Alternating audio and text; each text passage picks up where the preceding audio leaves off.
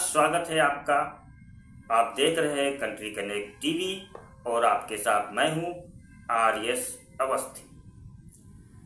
उत्तर प्रदेश के मुख्यमंत्री योगी आदित्यनाथ प्रदेश को आगे ले जाने के लिए, प्रदेश की जनता की भलाई के लिए, प्रदेश की जनता को सुखी, समृद्ध, निरोगी और शिक्षित बनाने के लिए, प्रदेश की जनता के कल्याण के लिए और सरकार की छवि, पार्टी की छवि को साफ सुथरी और उज्जवल बनाने के लिए लगातार मेहनत कर रहे हैं, दिन रात मेहनत कर रहे हैं। लेकिन योगी सरकार के ही कुछ मंत्री सरकार की छवि खराब करने और पार्टी की छवि खराब करने पर आमादा है और इन मंत्रियों को जनता की भलाई से, जनता के कल्याण से इनके व्यवहार को देखकर ऐसा लगता है कि जैसे कोई लेना देना नहीं।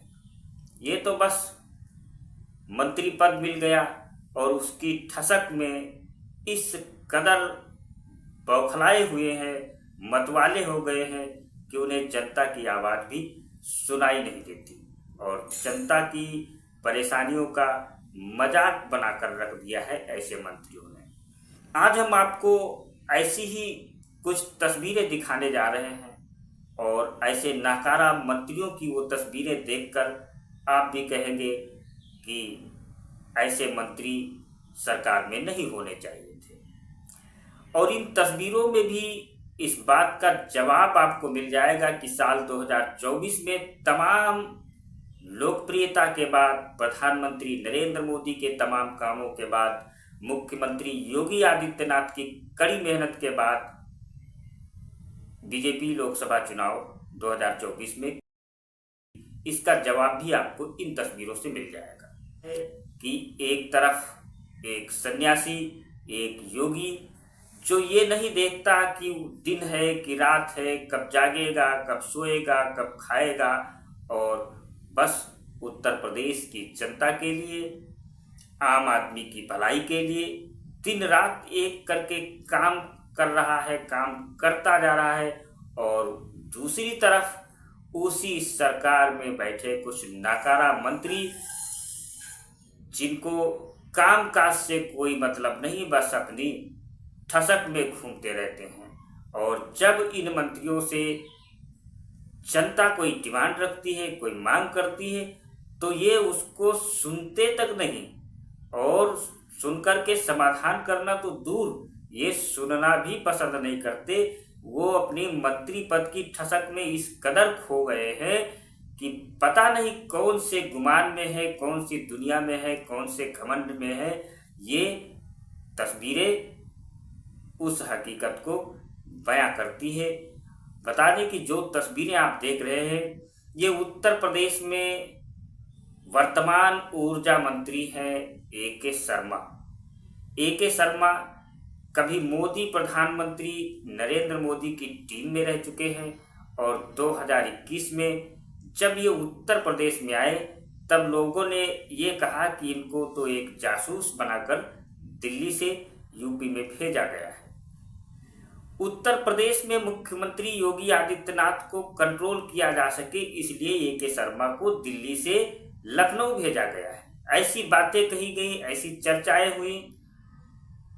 आए तो इन्होंने वीआरएस लिया था, वैसे तो ये एक अधिकारी थे, आईएएस अधिकारी थे और वीआरएस लेकर जब आए तब बहुत हाहाकार मचा कि एक कड़क आदमी आ गया, एक स्ट्रिक्ट आदमी आ गया, एक ईमानदार आदमी आ गया, एक काम करने वाला आदमी आ गया, ऐसा कड़क आदमी आ गया जो उत्तर प्रदेश में योगी आदित्यनाथ के ऊपर बिठा दिया जाएगा।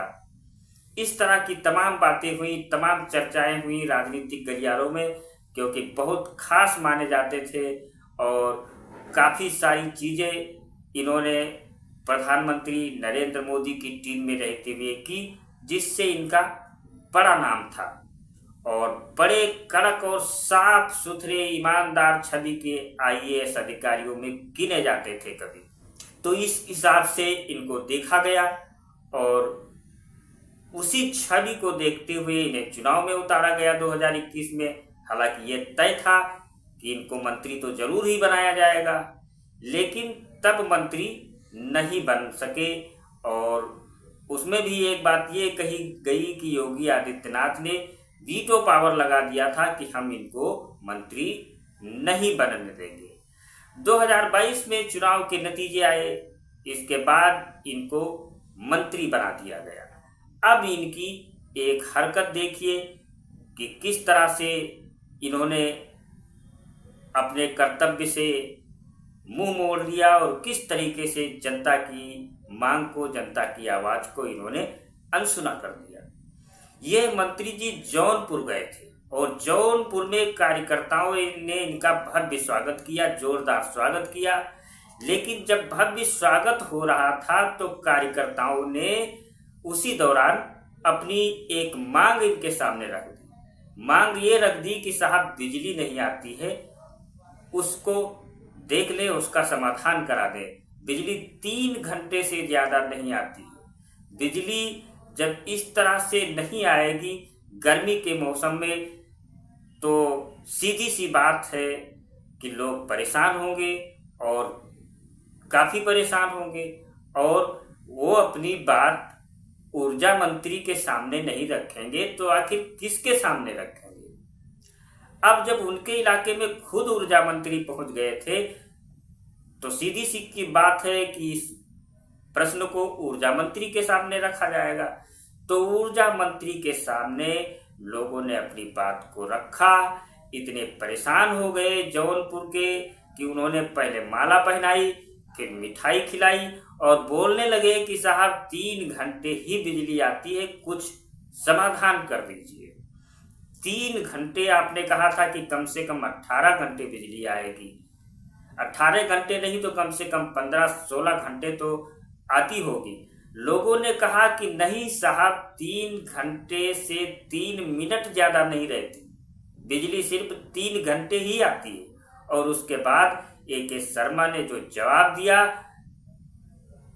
वो अद्भुत है।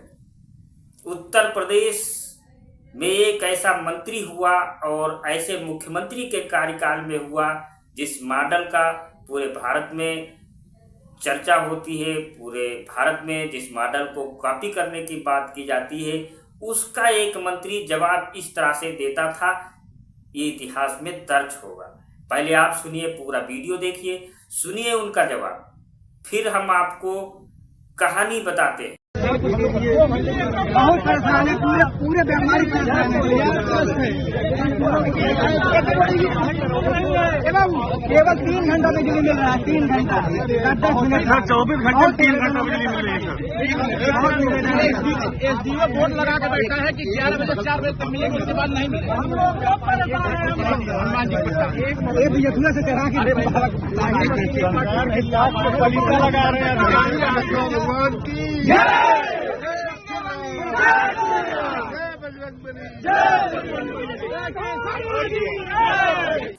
तो मंत्री जी ने इस तरह से लोगों की जो मूलभूत आवश्यकता है, बिजली की समस्या है, उसको अनसुना कर दिया, अनदेखा कर दिया। और इसी को कहते हैं कि नाम बड़े और दर्शन थोड़े। ये ए.के. शर्मा जब प्रधानमंत्री नरेंद्र मोदी की टीम में थे तो इनकी बड़ी चर्चे थे, बड़े ईमानदार, बड़े कर्तव्यनिष्ठ, मेहनती।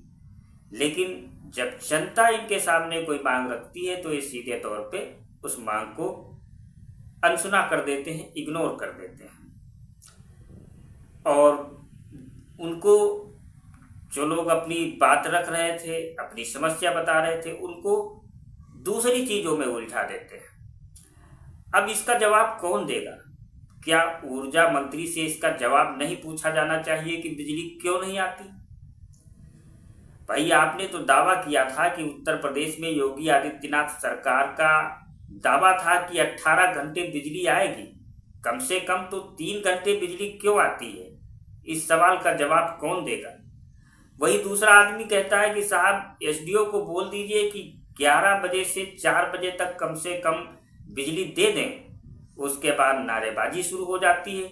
मतलब ये है कि आम आदमी, जो मुख्य डिमांड है आम आदमी की, उससे ध्यान भटका दो, उससे दूर ले जाओ, उसको धर्म पर फोकस कर दो और अपना काम वहां निकल गया। ये फार्मूला था A.K. शर्मा का, जो कि वर्तमान में प्रदेश के ऊर्जा मंत्री हैं।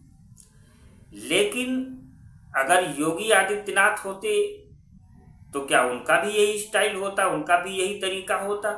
क्या वो भी इसी तरीके से लोगों की समस्या को सुनकर अनसुना कर देते? शायद ऐसा नहीं होता, बल्कि फटाफट एक्शन होता, तुरंत कार्यवाही होती। और ऐसा उत्तर प्रदेश ने देखा भी है, महसूस भी